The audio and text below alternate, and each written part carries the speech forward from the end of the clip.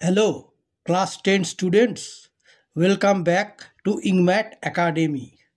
Today, I am going to teach you Do as Directed, one of the most scoring parts of your class 10 English grammar exam. If you want full marks in grammar, stay with me till the end because this video covers tenses, voice change, narration change, parts of speech, rules, etc. all in one place. Let's begin our journey. কি বলা হয়েছে না section B grammar and vocabulary Number 4, write the correct alternative to fill in the blanks.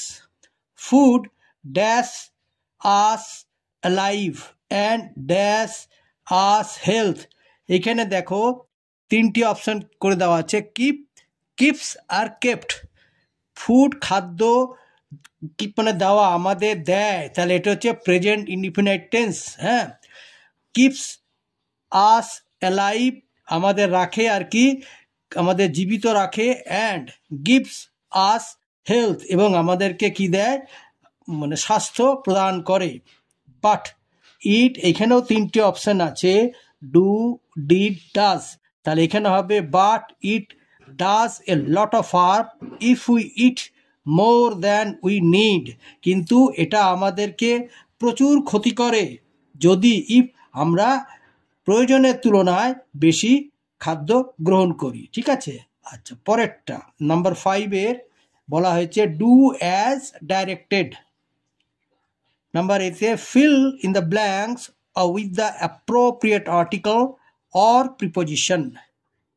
The ashes dash Bapu was immersed dash the Ganges where a huge crowd had gathered dash the bank. তাহলে প্রথমটা হলো the assess of বাপু মানে বাপুর চিতাভস্য, ওয়াজ immersed মানে বিসর্জন দেওয়া হয়েছিল কোথায় না ইন দ্য গ্যাঞ্জেস গঙ্গাতে, গঙ্গা নদীতে, হোয়ের যেখানে, এ হিউজ ক্রাউড হ্যাড গ্যাদার্ড যেখানে মানে গঙ্গার তীরে আর কি, অন দ্য ব্যাঙ্ক এখানে অন হলো জেনে গঙ্গার তীরে প্রচুর মানুষ জমা হয়েছিল। আচ্ছা নাম্বার 1 এটা বলা হচ্ছে he is one of the best teachers in the town. আচ্ছা এইখানে দেখো বেস্ট, এই যে এটা হচ্ছে গুড বেটার বেস্ট মানে এটা হচ্ছে সুপারলেটিভ ডিগ্রি, তাহলে এটাকে বলা হয়েছে change the degree of comparison, degree change করতে পারে, তাহলে তুমি পজিটিভও করতে পারো কিংবা কম্পারেটিভও করতে পারো। সুপারলেটিভে আছে তাহলে বাকি দুটো হলো একটা হচ্ছে পজিটিভ আর একটা হচ্ছে কম্পারেটিভ। আমি দুটোই করে দেখিয়ে দিয়েছি তোমাদেরকে, তাহলে দেখো কি করা হয়েছে।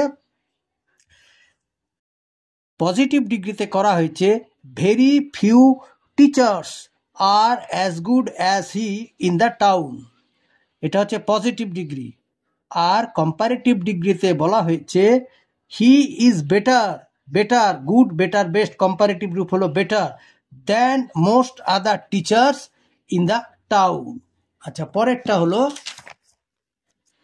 নাম্বার 2 বলা হয়েছে we received the chairman respectfully, use the noun form of respectfully.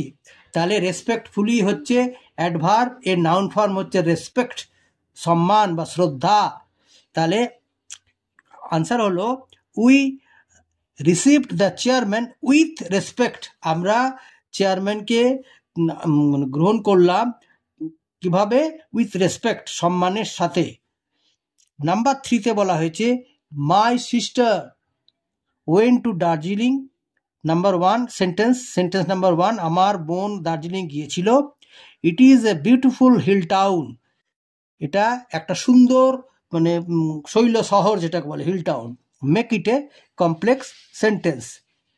Answer কি করা হলো my sister went to Darjeeling which is a beautiful hill station. আবার বলছি my sister went to Darjeeling যেটি কিনা which is a beautiful hill town. আচ্ছা number 4 হুররা we have one the match said the boys, ছেলেরা মানে আনন্দের সহকারে চিৎকার করে বলে উঠলো যে হুররে আমরা ম্যাচটি জিতে গিয়েছি।